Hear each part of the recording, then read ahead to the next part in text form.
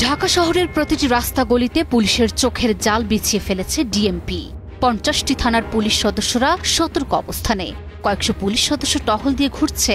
ডিএমপির সব থানা পুলিশ সহ ৭,০০০ পুলিশ সদস্য রাস্তায় মহড়া দিয়েছে। আর এসব কিছুই ১৩ই নভেম্বরকে ঘিরে। সেই দিনকে ঘিরে শহরের বাতাসে ছড়াচ্ছে উত্তেজনা। শুধু রাজধানী নয়, সোশ্যাল মিডিয়া থেকে রাজনৈতিক মহল সবখানেই এই উত্তেজনার ছাপ। কি হতে যাচ্ছে ১৩ই নভেম্বর, যার জন্য ব্যাপক প্রস্তুতি সহ সতর্ক অবস্থানে পুলিশ? ১৩ই নভেম্বরকে ঘিরে রাজধানী ঢাকা সহ সারা দেশে উত্তেজনার আবহ সৃষ্টি হয়েছে। সাম্প্রতিক সময়ে সামাজিক যোগাযোগ মাধ্যমে ঢাকা লকডাউন কর্মসূচি ঘোষণা করেছে কার্যক্রম নিষিদ্ধ আওয়ামী লীগ। লাখ লাখ মানুষের গণসমাবেশ ঘটিয়ে বিশৃঙ্খলা সৃষ্টি, যানবাহনে অগ্নিসংযোগ ও অপতৎপরতার গুঞ্জন ছড়িয়ে পড়েছে। তবে আইন শৃঙ্খলা বাহিনীর কাছে কোনো নিশ্চিত তথ্য নেই। তারপরও সর্বাত্মক প্রস্তুতি নেওয়া হয়েছে। ডিএমপির অভিযানে টিম বাড়ানো হয়েছে। প্রতিদিন গ্রেপ্তার হচ্ছেন আওয়ামী লীগের নেতাকর্মীরা। পুলিশের পাশাপাশি র্যাব, বিজিবি, সেনাবাহিনী ও অন্যান্য রাজনৈতিক দলও মাঠে থাকবে। সবাই সম্ভাব্য অপতৎপরতা প্রতিরোধে তৎপর। এখন প্রশ্ন জাগতেই পারে, কেন ১৩ই নভেম্বরকেই তারা বেছে নিল?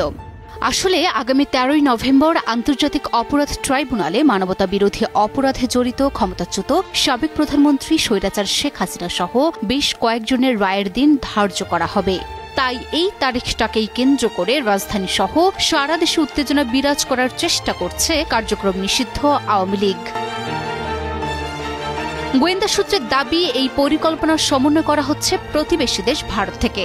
আর বাস্তবায়নে সারা দেশের আওয়ামী লীগের ক্যাডার বাহিনীকে সক্রিয় করা হয়েছে।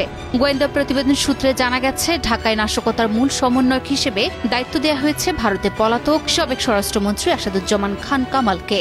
ঢাকায় অস্থিরতা সৃষ্টির মিশন বাস্তবায়নে সমন্বয় করছেন পলাতক সাবেক ছাত্রলীগ সভাপতি লিয়াকত শিকদার, গাজীপুরের সাবেক মেয়র জাহাঙ্গীর আলম এবং যুবলীগ নেতা ইসমাইল চৌধুরী সম্রাট ওরফে ক্যাসিনো সম্রাট।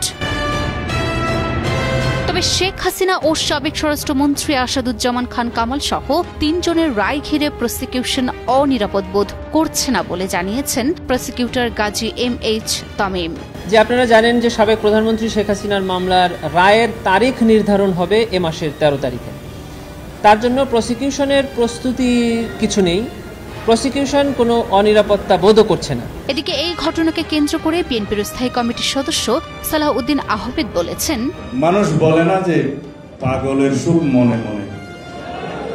আওয়ামী লীগ যদি মনে করে যে ১৩ই নভেম্বর বাংলাদেশের মানুষ তাদের আহ্বানে সাড়া দিয়ে লকডাউন করবে, তাহলে আপনাদেরকে ৫ই আগস্ট বিদায় করে দিল কেন?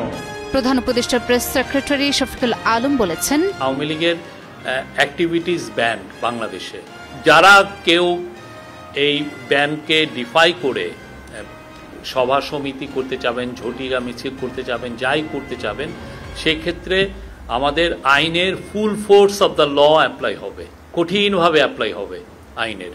এখানে কোনো ব্যত্যয় হবে না। নিষিদ্ধ আওয়ামী লীগের ডাকা এই লকডাউন কর্মসূচি কঠোরভাবে দমনের নির্দেশ দিয়েছেন পুলিশের মহাপরিদর্শক বাহারুল আলম। একই সঙ্গে দলটির নেতাকর্মীদের সামাজিক যোগাযোগ মাধ্যমে চালানো নানা প্রচারণার দিকে পুলিশকে তীক্ষ্ণভাবে লক্ষ্য রাখতেও বলা হয়েছে। এদিকে প্রশাসনের পক্ষ থেকে নাগরিকদের পরামর্শ দেওয়া হয়েছে অপ্রয়োজনে বাইরে না বেরোতে এবং যাচাইকৃত তথ্য ছাড়া কিছু বিশ্বাস না করতে। Desk report, news 24।